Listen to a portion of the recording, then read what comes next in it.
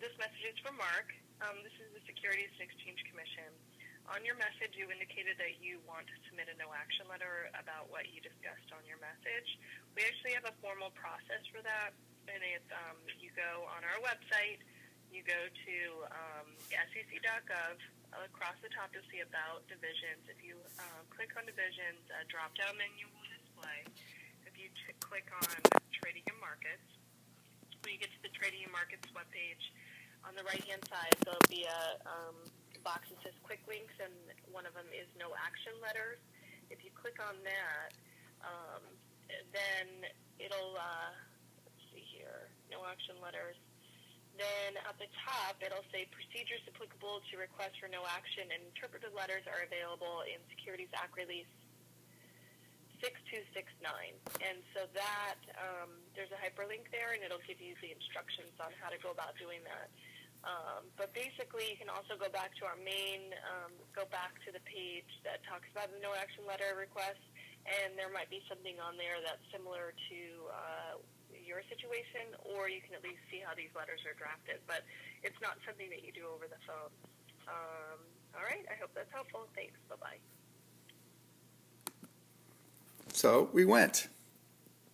I went to this page. Oh, it's from 1980.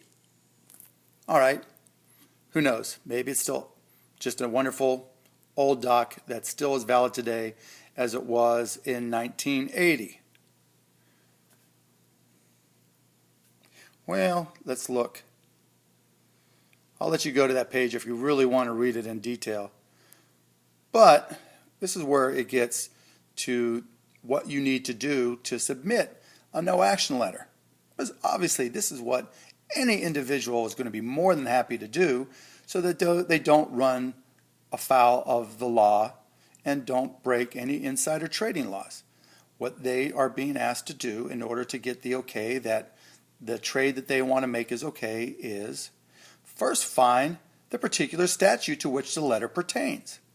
Now, I don't know about you, but my guess is the typical investor is not going to have any clue about any statute. I spent 10 years of my life dealing with the SEC and statutes, and I still can't guess which statute any particular letter is going to pertain to, and whether any of those is going to pertain to my situation, and whether my connecting a letter to my situation is going to pass the muster of the SEC. No idea. And I don't think anybody does either. And then we want to include the names or companies, and all other persons involved should be stated. Letters relating to unnamed companies or persons or to hypothetical situations will not be answered. Well, that's contrary to what I was told when I called up the SEC main number. She said that we could do it without giving our names. I don't know how many people are going to feel comfortable doing this, but hey, that's what they're asking for. And this is letters should be limited to the particular situation, not every potential situation. Okay, that's fair enough. Let's go up here to 4. While it is essential that the letters contain all the facts, they should be concise and to the point. That's fair. And the writer should indicate why he thinks a problem exists. Well, I don't think a problem exists, but I can give you my opinion on the matter. And if a request for a confidential treatment is made, which you would think would be important, this request and the basis thereafter should be included in a separate letter and submitted. Okay, so says George A. Fitzsimmons.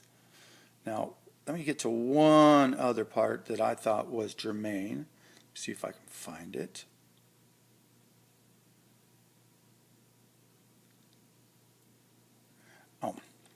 The use of the endorsement procedure as necessitating providing a copy of the requester's letter as well as the division's endorsement response to all persons within the commission.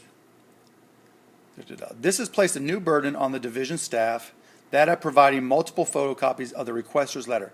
To alleviate this burden, henceforth, all persons who request no action or interpretive letters from the division should submit an original and 7 copies of their request to the following address. This is where 1980 comes to bear. 7 photocopies? Anyways,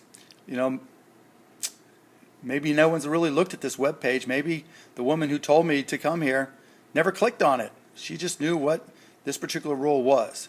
But we went from, okay, the SEC, you were easy to deal with, to what the hell are you thinking? This is not going to accomplish anything, and this is certainly not going to help any normal individual who's thinking about buying stocks in the market.